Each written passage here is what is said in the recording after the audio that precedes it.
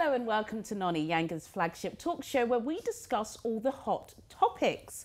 Today we take a look at fame and ask, is social media redefining the celebrity? And does the power of traditional media such as TV still reign when it comes to launching people into the fame and celeb world? Joining me today, TV and radio personality and host of Talks with Monica Lee, broadcaster and social media influencer Fumi Ogunja, and actress and presenter Mazviona Madzima. Welcome to the show, ladies. You're looking fabulous today. Thank you. How do we really measure fame? Do we base it on the number of followers a person has on social media or the amount of times we see someone on TV? Is social media redefining the definition of celebrity? Monica, describe fame. What would you say fame is? So being recognised widely by so many people for a specific achievement or skills, that's how I see how fame is. But the way fame's going these days, I just don't know anymore. I know we are all famous. I am, famous. at least. Mazviona, if you were to describe some black British famous people in the UK, who would be on that list? Idris Elba. Yeah, that's a good one. Idris Elba, black British. I don't really know. It's Fumi Ogunja, Monica Lee, Juliana. It would have to be influencers. That's I don't know. Maybe I've got a bit of a fine line between influencer and fame. I've got a different approach to it. Okay, so I suppose there has been a fine line and it's all blended. Yeah. What would you consider fame for me? I agree with Monica. I think fame is when you're wildly known for accomplishing or achieving something or a certain skill. That to me is being famous. And then I think there's where the blurred line is, you have people that are popular. And I think that's what social media has helped create, these popular people. And I don't think it's fame, actually. Really? Yeah. So if you're on social media, Monica, and you've got, 10,000 followers, 20,000 followers, would you say that that person is famous? No.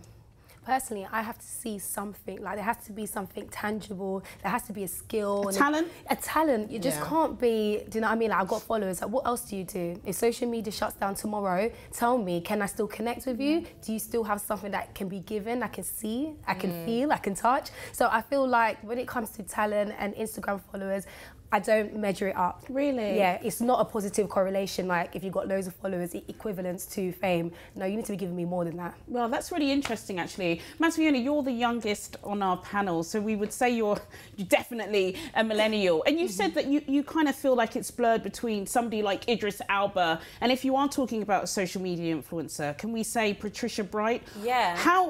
What would you say is the unique difference between them? And is one more famous than the other in terms of their reach? I think it's similar to what Monica said. It's more about talent. If I see someone famous, the reason I said Idris Elba is because he's a famous actor. He actually has credits to his name. Whereas, I mean, Patricia Bright is probably not the right, because she does have, she's an influencer within YouTube. She's an entertainer, if I could say that. She's more than that now. Yeah, she has an impact on someone's life.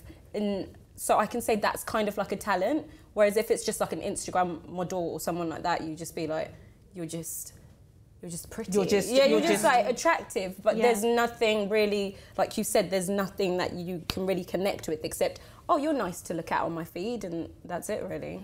Well, it's interesting you say that. If you look at fame is really, how many people know you, isn't it? Exactly. So even if you don't have a talent that somebody necessarily thinks is worthy to be recognised, you're still famous for me. Yeah, but like Monica said, like if you take away social media, if you take away your platform, do you still stand for something? Will people still recognize you? It doesn't and as well, like I know you said that how followers, I mean like a dog could have an Instagram page. Yeah. Many do, many do. 20,000 followers. Is that dog famous? Look at Ashad. Look at him, he's doing amazing. Like, do you know what I mean? He's made a whole album, everything. Yeah. It's crazy, isn't it? But why do you think people are buying followers? And that's a big thing. Have any of you been tempted? Yes, to buy followers. You can buy followers on Instagram. And in fact, you can actually buy followers that like posts. So it's not just you buy, the algorithm or the number. That follower would like a post. So it actually looks legit. And, people are making lots of money for this. So there is some sort of correlation between having a certain amount of followers and your influence, isn't there?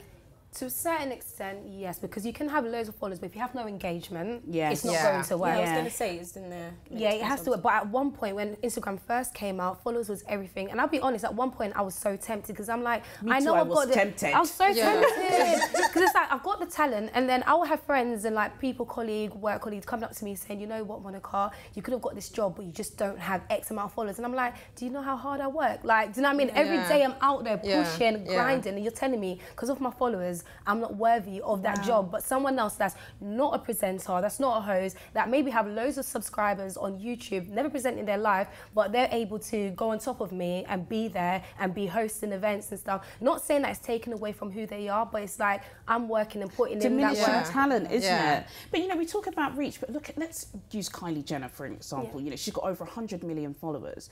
You know, she's, I wouldn't say lucky, but she is kind of lucky to get 3 million likes. So if you look at 3 million likes, that's less than 10%. So even if you look at somebody who's got 1,000 followers and they get 100 likes, you may not think that's enough, but that's almost the equivalent to those big celebrities. So really and truly, the impact may not even be, you know, that important. It's literally how many followers you have determines which kind of brands are going to come to you and say, we want you endorsing our products. Yeah, but I mean, if you look at like some social media agencies for influencers and bloggers, like before they used to look at followers, but now they're looking at content because of the fact that people are buying followers and because of low engagement. They're looking at content and how you are, you know, branding their product. So it doesn't always matter. You have people that have 10 million followers online and no one knows them. It's true. Masfiona, you know, our viewers may not know you, but you have had a really good career and you've done lots of acting gigs. Would you consider yourself famous? No. What would have to happen? I don't know. I feel like I don't have, like you said, a lot of following or a lot of... If I was famous, I would want fans. Like, I want people following me, whereas I'm not really famous. I don't really know. I just have people that watch things, but they're not watching it to watch me, if that makes sense. Whereas if I was famous, they'd be watching it to watch me. Like sometimes if it was Beyonce in a movie, I'm gonna watch it because Beyonce's on it. Yeah.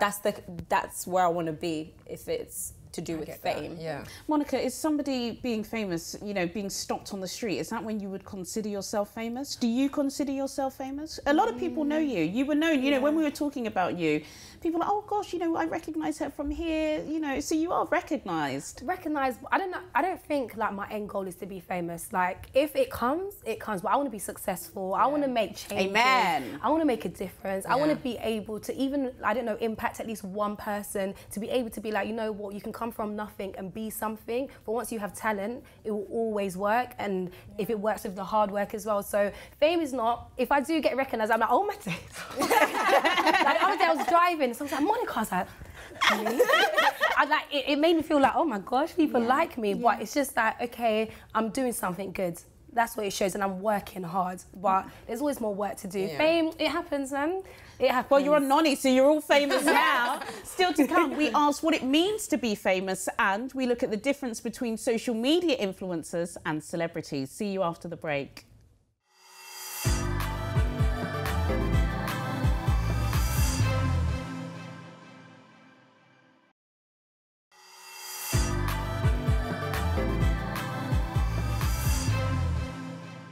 Welcome back to Noni. Coming up, we look at the rise of the YouTube celebrity, but first, let's get back to our discussion. Fumi, what is it about TV these days that some people, you know, just don't really take seriously, unless you're in one of those popular reality TV series?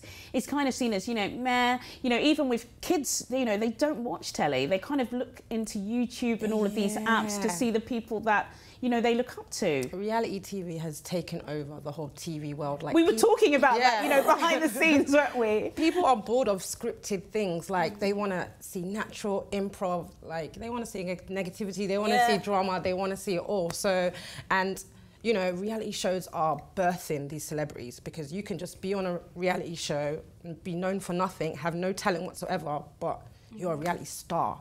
So, I mean, it's taken over the whole TV world now. Yeah, do you think reality TV has kind of replaced traditional TV? We can't say it's replaced Hollywood because it's still making billions. But do you think that's kind of the stopgap between those who are famous on social media and those who are famous in a traditional TV career? See, with reality TV, I think the one thing I love about it especially is that it just showcases that this is just normal, this is life. Do you know what I mean? It's not fake, like it's not facade. Like some people are actually experiencing certain these things and you can actually connect with them and it's like, oh my gosh, that happened, that's happened to me before. But what people need to realise, sometime in Hollywood, they do not take reality stars seriously. Do you know what I mean? So there's always going to be that link, and it's hard maybe for a reality star to kind of turn over to going to Hollywood because it's a lot of training, that's a lot of work. So it's like reality, it works, but I feel like it works for now.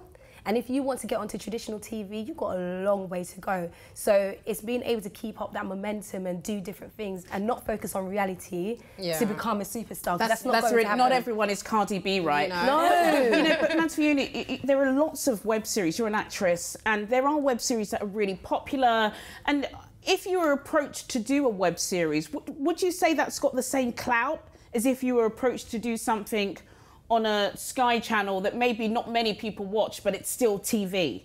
I would rather have people actually watching it. It doesn't really, I feel like a lot of people make like YouTube content to produce content because they don't have the ability to actually like go to Sky and be like, oh, I want a show, and they'll say it's accessible. It's a hard thing to do, but at least you get to control what you're doing. Like for the talk show that I do, I get to control what I'm doing. I get to produce, get to actually express my creativity the way I want to do it. Whereas sometimes when you do it with like big companies, sometimes you might have to, it changes a bit, and so many people want to be creators. It's a bit hard to have like everyone on there. So I think like YouTube and web series and stuff like that, I think they're really good for like starting off and getting experience in that sense, and knowing what you want as a creator. For me, do you think that, you know, influencers on Instagram and, you know, the likes we've already mentioned, do you think they would stop at going on TV? Do you think they've got such a big audience that they kind of feel TV is just a barrier, and that, you know, they can post something on YouTube, post something online, and it's everywhere instantly? Yeah, I don't think TV would be a no, but like Matthew said, like the instant access and the ability to be able to control your own content and how your own brand, and to be able to put out stuff when you want, as frequent as you want. I think that's the attraction with social media. And with TV, not everyone watches TV anymore. So yeah, I definitely think influencers prefer social media world. I want to focus the discussion on YouTubers now and influencers. You know, if we look at somebody like PewDiePie, he has billions, you know, and he has billions of people watching him, you know, 100 millions of people, you know, viewing his footage. But would you consider somebody like him to be famous? I would, to a certain extent. Have you heard of PewDiePie? Yeah, I've heard of him before, but I haven't really dwelled into it and gone into it. But he makes a change, and he likes whoever's watching what he's doing, they like for what he's doing, and it's making an impact, and it might motivate other YouTubers to be like, if he can do that and he has billions of people viewing, then I can do the same. So I think in that kind of sense it can work, and like you said, it's being widely known by loads of people, and having so many people involved in that and seeing it, it makes sense. But I don't know, I feel some things that's on YouTube might not be able to come onto TV. I just feel like it's just knowing the balance, knowing your market, your niche, and being able to tackle it and just do as much as you can with it. Do you know, I think you touched on a good point, and I think niche is a really important term when it comes to YouTubers, because somebody like PewDiePie, you know, it's for gamers, people like that like extreme sports, but it's reached hundreds of millions of people. And I suppose, so because it's not for everybody, like a Hollywood movie, you look up and, you know, I suppose that's why maybe some people don't consider them famous. Yeah, I would disagree, because I don't think he's famous, because he's popular, because you have some people, if I mentioned it to my boyfriend, he wouldn't know who he was. But if I mentioned Beyonce or Cardi B, you know, those are household names. And I think PewDiePie is famous to his own audience, and maybe not everyone. I feel like being famous, you have to kind of be a household name and be recognised by all audiences, and not just your target audience. Not just a niche. I suppose it's debatable, but then I remember there was a time when you had somebody like Beyonce, who we all know, all love, and she was very private. And then you had the likes of Rihanna, younger, on social media, tweeting, everybody knew Bad Girl Riri, she showed us everything. And, you know, her figures were just constantly rising. I think Justin Bieber came under that kind of spear year as well. And then Beyonce, all of a sudden, she released her wedding video. Yeah. She started releasing things that she would never have shown us before. So now these celebrities have tapped on, haven't they? And they realised that, you know what? I can't hide anything away now. I've got to tap into this social media realm because that's what these people are doing. I think classifying fame can be a bit subjective at times, to be honest, because I can't discredit if do you know what I mean, you have your audience and they see you as famous. I can never discredit that because you've made an impact and you've done what you've done to make them recognise who you are. So I think sometimes it's that balance and understanding what I might see as not famous, someone else might think, you know what, it is crazy. Do you know what I mean? They can get deals, they can get brand sponsorship, they can get so many different things based off of the gaming. And I think people reject how big that gaming community is. I know, God, look at KSI. It's boxing. I'm telling What's you. going on? Hello, and he's like a multi-millionaire. But are you surprised for me that the most popular people on social media are who we would consider celebrities? Selena Gomez, over 100 million. Beyonce, she's got more than the ones who we're saying are just popular on social media. So it seems like celebrities have, you know, taken back social media. Yeah, I mean, like, if you're a legend, you know, you're going to be famous on any social media. I mean, that's where the whole term following comes from. Like, if you're famous and you have fans, you're going to have followers. So whether Beyonce decides to tweet or post or not, I'm still going to follow her and I'm going to wait for her to just tweet. So I think that's how fame kind of overrides social media in my eyes, because, you know, your talent or you will speak for yourself. It's interesting because we're all in the creative industry, and I suppose besides Masviona, that's got a proper job as an actress, you know, we're kind of, people would say we've got into our industry to be famous. Monica, why did you said you haven't, but why did you want to become a presenter? I wanted to be a probation officer. Wow. And I thought, being a probation officer, I might change maybe 1%.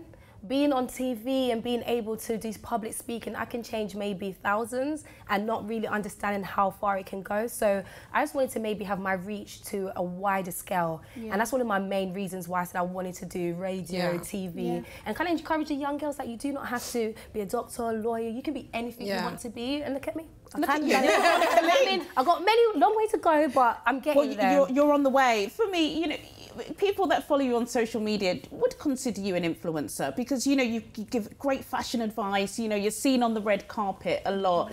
If you don't see your social media following like growing like day after day, do you get worried? Do you think, oh God, what am I not doing? No, because even the social media influencing, I kind of fell into it. Like, I just generally, you know, like taking selfies, and I generally like dressing up. If you take away all these social medias, I'll still be me. I'll still do the makeup. I'll still take a picture, even if I'm not going to post anywhere. Like, that's just me.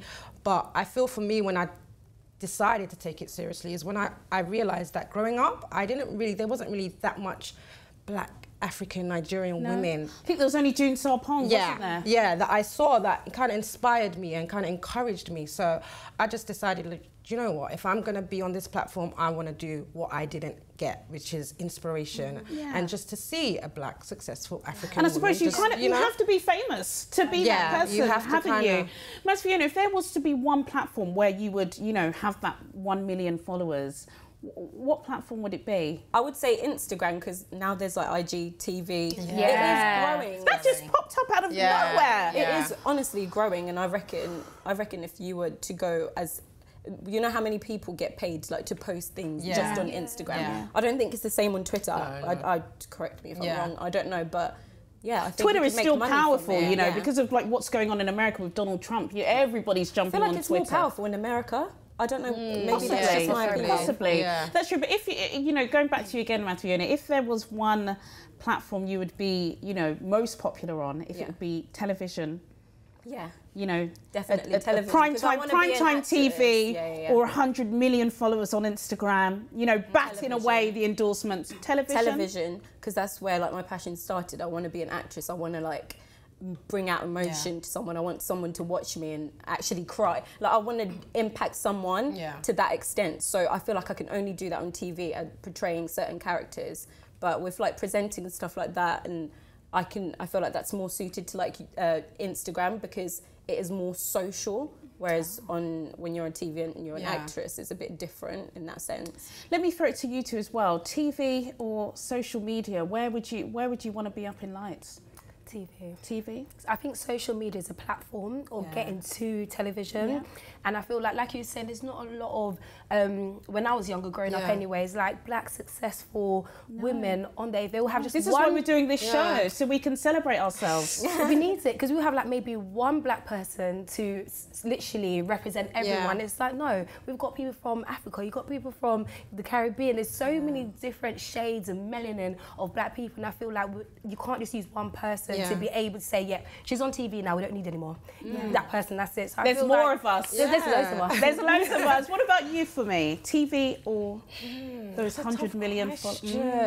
Because I just feel like, I think I'll go for social media, the followers. I just feel like I'd be more powerful in that sense. Whereas like I could do more like with my brand, I could reach out to more people. You know, I just feel like social media, like Kylie Jenner for instance, like if she backed a cause, if she used her social media for a good cause, she would bring about so much awareness. Of course. And I just feel like TV, there's certain things that TV can't do. Yeah, So we saw that with the Ice Bucket Challenge, didn't we? And there have been so many others. But guys, that's it from me, Juliana Olayinka, and my fantastic guests, Monica Lee, Fumi Ogunja, and Madsfiona Madzima.